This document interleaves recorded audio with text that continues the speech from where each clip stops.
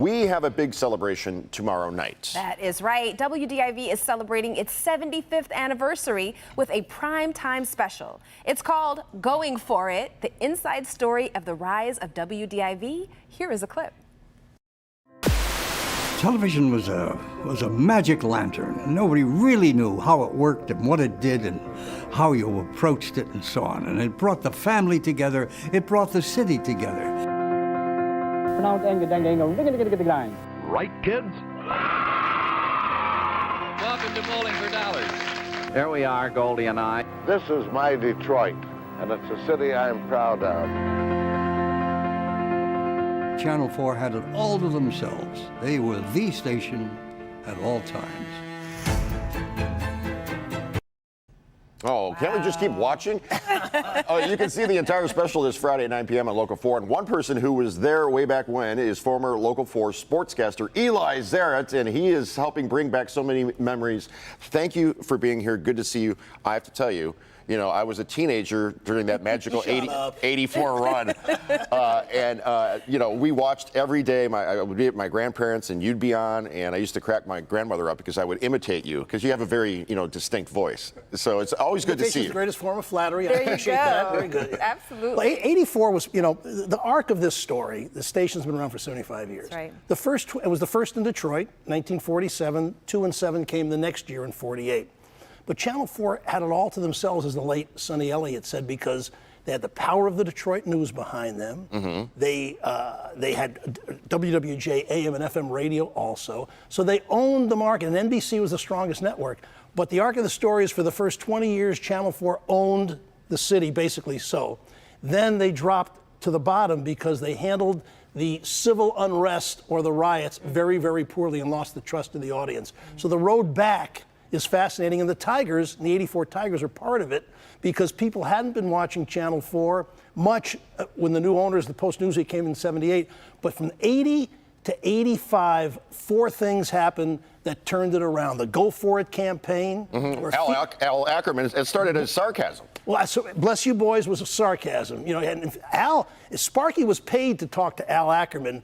If not, he might. If he wasn't paid, he might not, because Ackerman called him 5th place Sparky for years, and we would never insult Sparky. He was so important to the media. He was such a great copy. And then the network turned around, created shows like Hill Street Blues and Miami Vice and Family Ties and Michael J. Fox and the Cosby Show. A lot of them were #1 in the country. So a lot of things came together to bring the station back from kind of the depths to be a #1. And not too shabby was to overcome Bill Bonds, who owned this market for news. And Mort Krim, as you'll see in this documentary, had a very difficult time for years. In fact, he even handed in his resignation at one point when he couldn't move the ratings and we were still getting our butts kicked by Channel 7. But a lot of things turned. Carmen came in and made a big difference. So that period is really looked at a lot between 78 to 85 when the station went from last.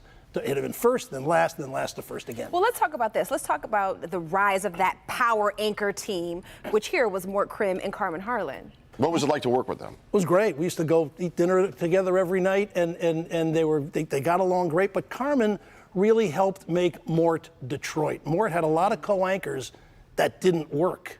And Carmen was kind of waiting in the wings. She came here in 78. She learned the business. She'd been in radio. She reported. She did some anchoring. And the timing was right when Carmen helped Mort become Detroit, and everything worked together to make them the #1 news team. Very nice. Now, you helped write and produce this. What was it like pulling this anniversary special together? We talked a bit off camera about all the archival footage and other things. It almost felt like an archaeological dig.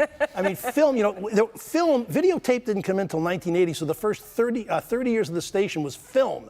And film it's ugly, it breaks, the sprockets don't fit, the sound is off, and so getting the old footage was a problem, but all worthwhile in the end. Well, from what we just saw in that clip, I mean, this is going to be a stunning special. And there were great stars. If people were around in the 50s and 60s, and that you have to be kind of old. George Perot, Michigan Outdoors, Sonny Elliott with the weather. There was a lot of iconic great reporters like Dwayne X. Riley with his Riley's World. So there were some really great stars at the station. And hopefully it'll be entertaining for people who weren't alive back then to just see what the incredible genesis and the history of the station is. Yes. Count Scary. Count Scary, early 80s. Yes, He the great loves Count Scary. He was huge. and the station, I came from radio, Jennifer Moore came from radio, Tom Ryan came from radio, Dick Purton was here. So they really liked the fact that radio people brought their audiences with them, which helped the station build. You mentioned Jennifer Moore. I remember watching Night Beat on the weekend. Rich Make and Jennifer Moore were the team. Right. All right, so now what would you say are some of the biggest changes that you've seen? Well, I think the biggest change of all was at the end of the 70s, two technological creations changed television. One, videotape suddenly became no more film at 11. You could actually shoot a story during the day and put it on the air at 6 o'clock. Until then, film took hours. You had to put it in the tub and they had to marinate it and process it and clip it and splice it. It was a big pain. So it's film at 11 because you hoped if you shot something in the morning, you could actually get it on by 11 or the next day. So video, and then satellite technology enabled stations to trade to people to get video from other places. Huge difference. Suddenly these birds went up in the sky, so cable TV came around, and that really changed television. And Channel 4, with the tiger rights and other advantages, really benefited from that. Unfortunately, we're out of time. You said Tigers, George Kell, Al Kaline. Yes, great. Love those broadcasts.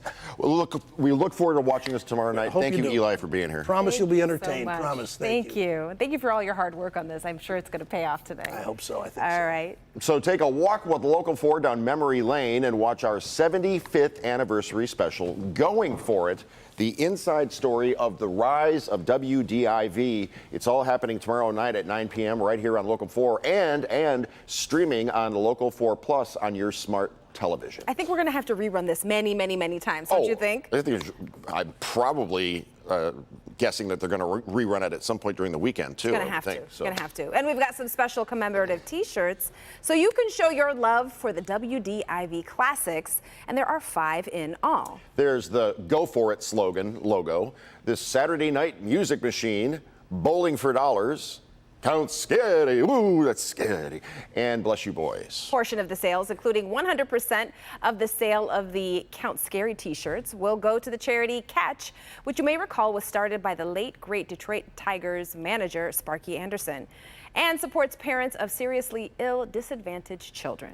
To order your T-shirt, visit the website themittensstate.com/collections/WDIV-Detroit. All right. Well, you'll be buying local and showing your Detroit pride and supporting a great local charity.